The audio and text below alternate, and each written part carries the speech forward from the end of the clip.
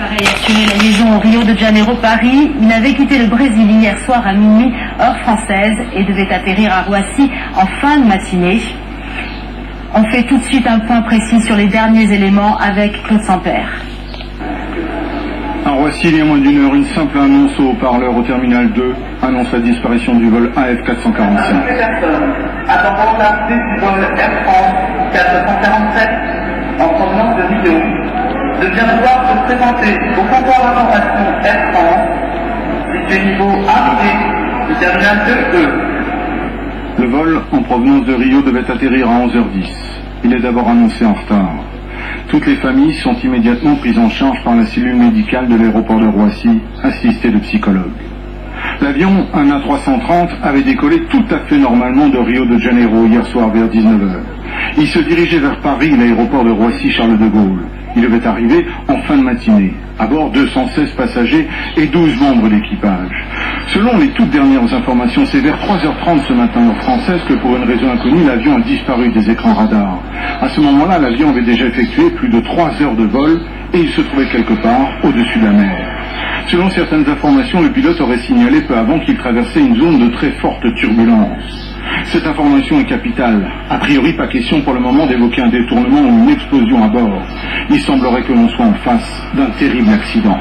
Le Brésil vient d'entamer des recherches en mer. Et nous sommes en liaison maintenant par téléphone avec le correspondant de France 24 au Brésil, Pierre-Ludovic Viola. Bonjour. L'appareil a donc décollé hier soir de Rio et l'armée de l'air brésilienne a entamé des recherches au-dessus de l'Atlantique. Est-ce que vous pouvez nous en dire plus ? Oui, alors les autorités aériennes brésiliennes confirment deux choses ce matin, puisqu'il est 8h30 ici. Premièrement, le vol 447 d'Air France est sorti des écrans de contrôle vers 3h du matin heure locale, il y a donc 5h30. Le dernier contact a eu lieu à 22h30 du côté de Recife, dans le nord-est du Brésil. Il y avait une heure précise où l'avion devait ensuite prendre contact et il ne l'a pas fait. Deuxième chose, les recherches ont commencé déjà à Fernando de Noronha, dans le nord-est du Brésil, au large de Natal.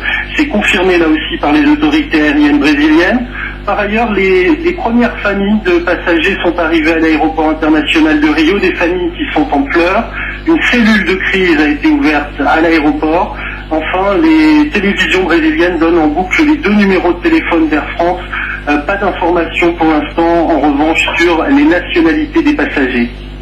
On pense qu'il y aurait 60 Français à bord. Est-ce que vous avez eu confirmation de ce chiffre ? Non, les listes de passagers sont détenues par Air France. Pour l'instant, Air France reste muet au Brésil et ne donne ni nom ni nationalité pour les passagers. Merci Pierre-Ludovic Viola en direct donc du Brésil. On fait maintenant le point en direct de l'aéroport de Roissy où nous retrouvons Samassoula. Samassoula, bonjour. Est-ce que vous avez du nouveau depuis le début de ce journal ? Le chiffre 228 personnes à bord est le chiffre qui circule ici avec 12 membres d'équipage et 216